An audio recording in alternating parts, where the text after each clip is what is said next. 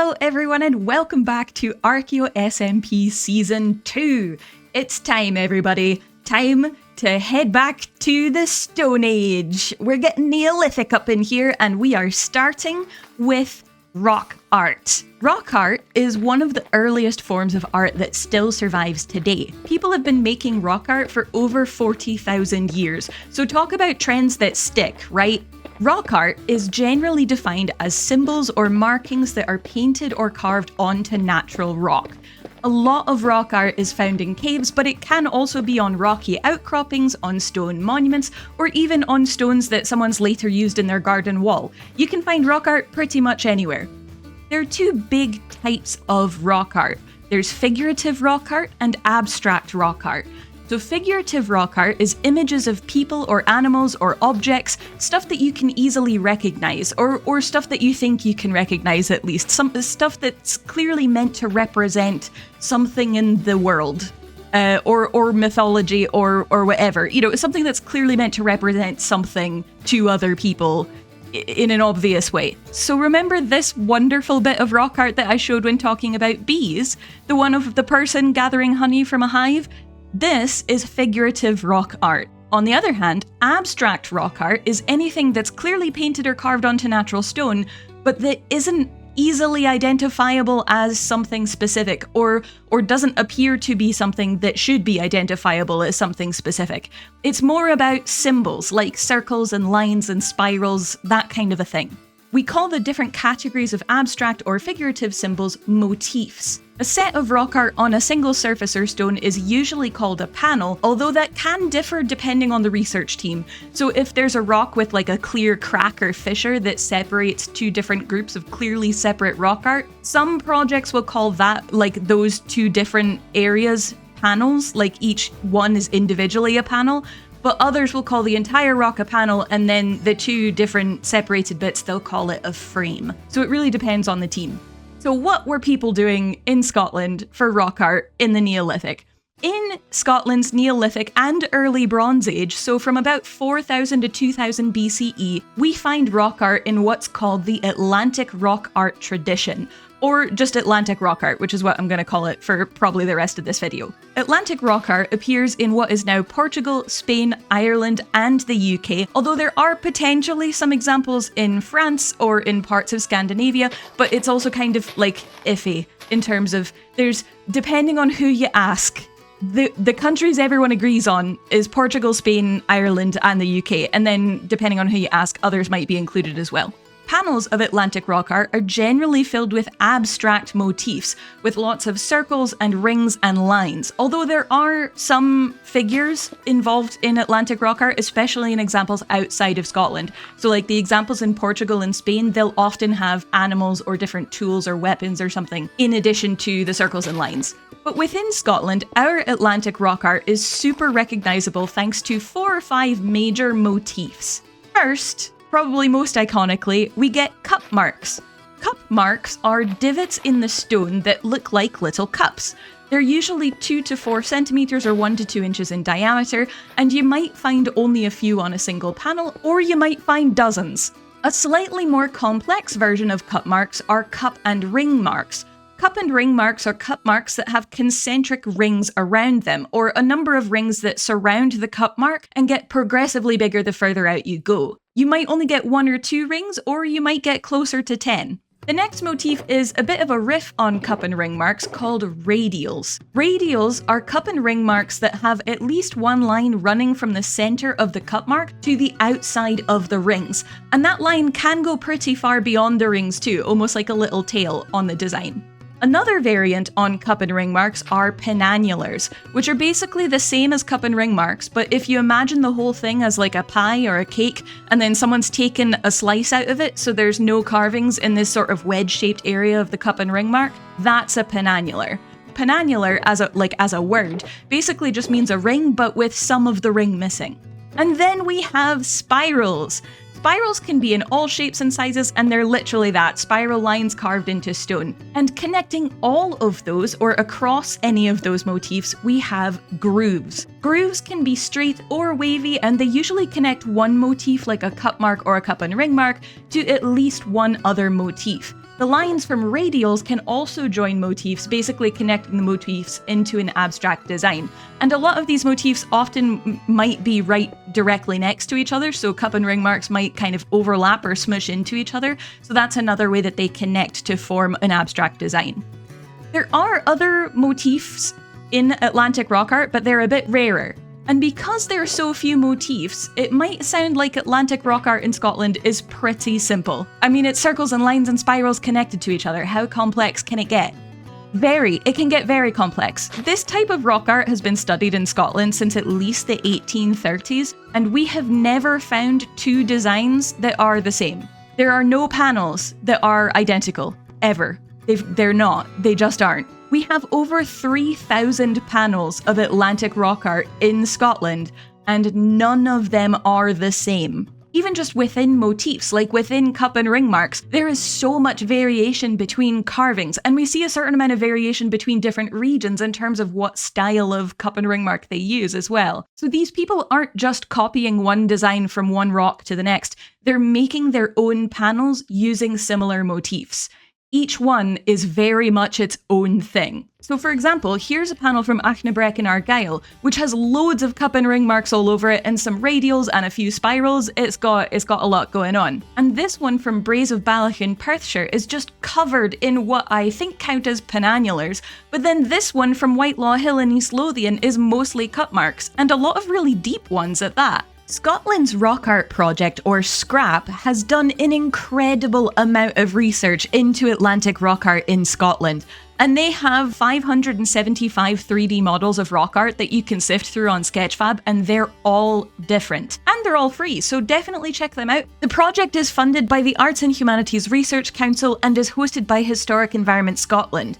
Most of what I'm talking about in this video comes from their research. I've put the link to the Scotland's Rock Art Project website in the description down below, as well as a link to their Sketchfab page where you can see all of their 3D models that they've made. I also want to take a moment to thank Joana Valdez-Tullett specifically, who is involved in Scrap and has given permission for me to use so many of her own figures in this video. I've linked to Joanna's research down in the description below, especially the papers that these figures come from, so check them out if you're interested.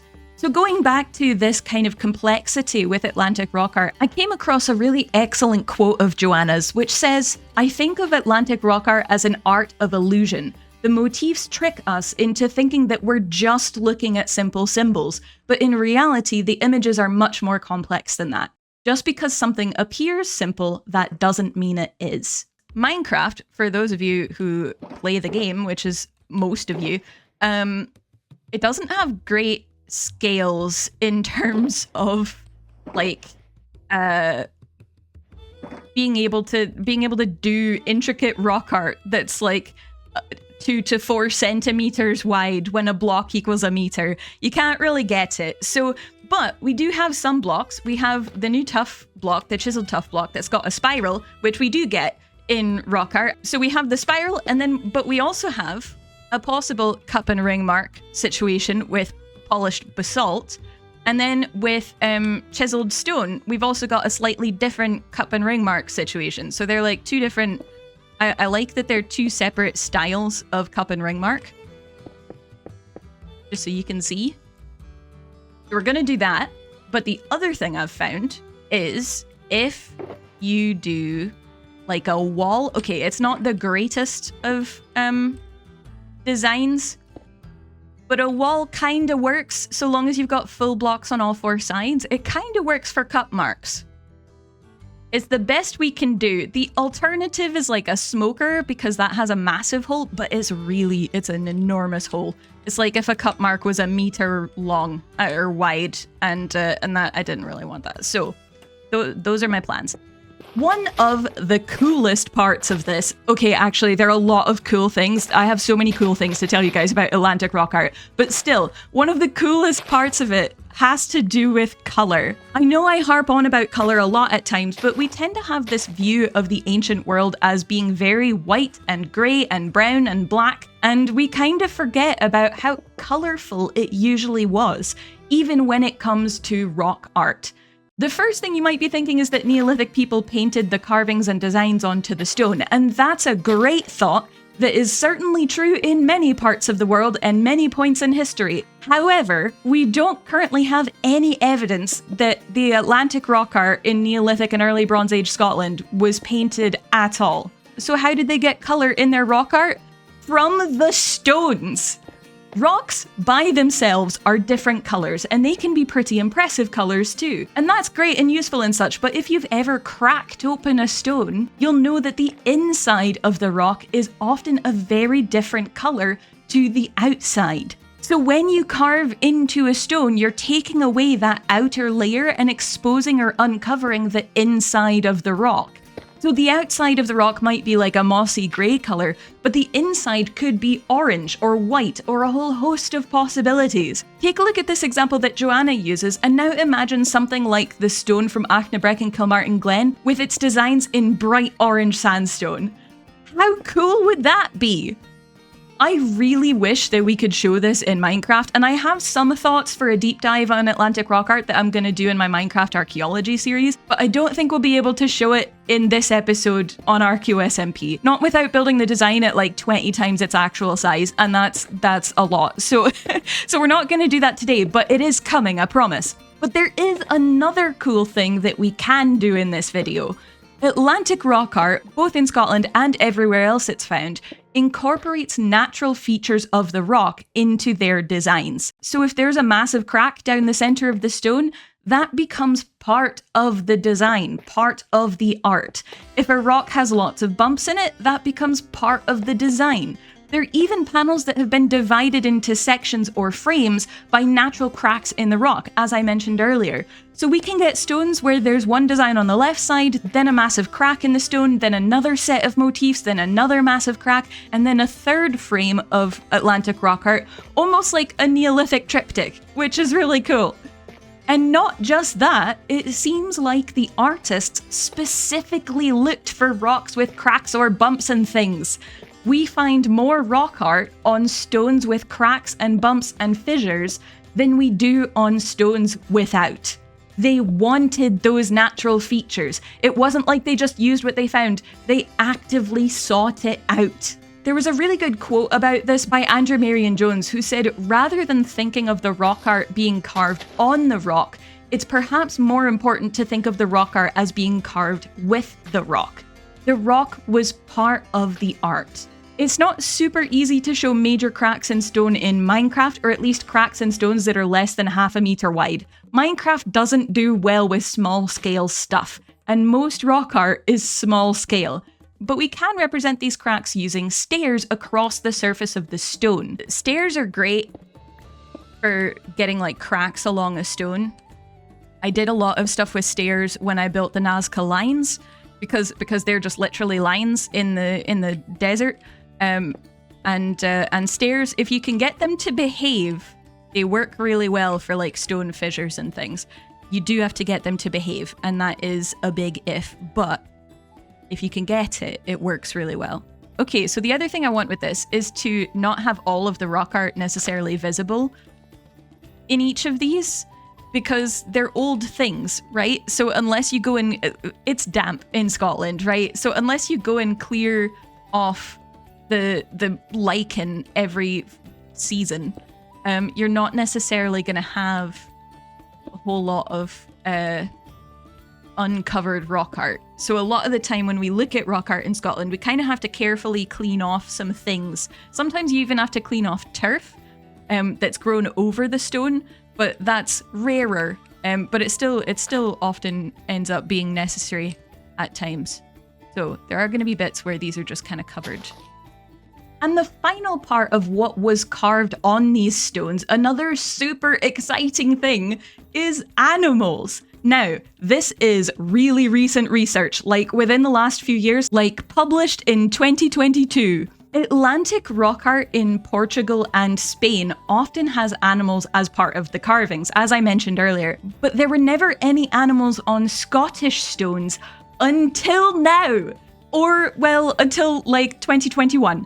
So, Hamish Fenton, an independent researcher, was looking at the underside of the capstone of a kist, or a stone-lined grave, at a burial cairn, or a burial site that has a mound of stones around it, and this was at Duncraig in Argyll. He noticed that there were some unusual grooves on the underside of the capstone and got in touch with the team at Scotland's Rock Art Project. Most of the research I've used in this video is from Scotland's Rock Art Project. They made a 3D model of the stone and found that there are not 1, not 2, but 5 deer carved into this capstone, carved into the underside of this capstone. And look at these 2, they've got antlers! So 2 definite stags and 3 other deer all on this one capstone. It's the oldest known animal carvings in Scotland, so it's very exciting, as you can probably tell. Major thanks to Guillaume Robin for letting me use his drawing. I've also linked to the article about the deer in the description below for anybody who's interested. But also, it's deer, and they're adorable. And anyway, this also means that there might be other animal carvings on some of these late Neolithic and early Bronze Age stones that maybe we didn't realise were there because either they're on the undersides of stones that are very difficult to access, so they're almost kind of hidden away, or they've worn down enough that we need 3D modelling to really see them again.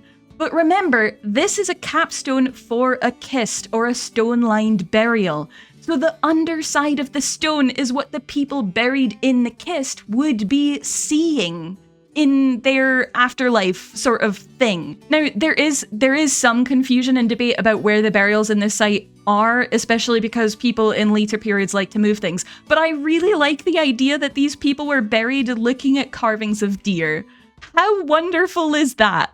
I love the deer, you guys. Anyway, so we're gonna start talking about how these designs are carved. When a lot of people think about rock art, they think about either some kind of pigment or paint, or they think of carving stones with like chisels and hammers. Atlantic rock art wasn't made with either of those. Instead, these designs were made by pecking. Pecking is a technique where the artist hits the surface of the stone with another stone tool to make the shape.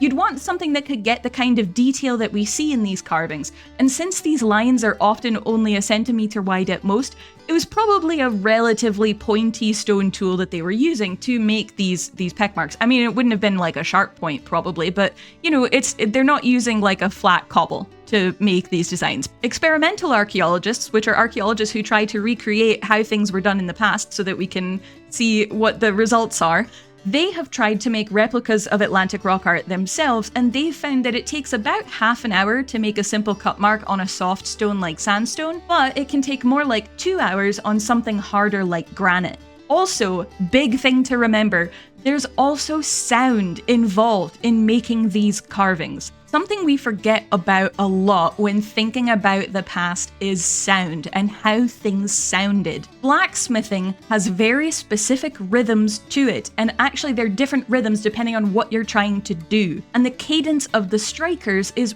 part of the process. Hitting a metal anvil with a metal hammer is very rhythmic, so you can see how hitting a stone with a stone hammer can be just as rhythmic. It's entirely possible that there were specific tempos or specific patterns that the artists used while making these carvings, and that noise, those rhythms, were part of the process.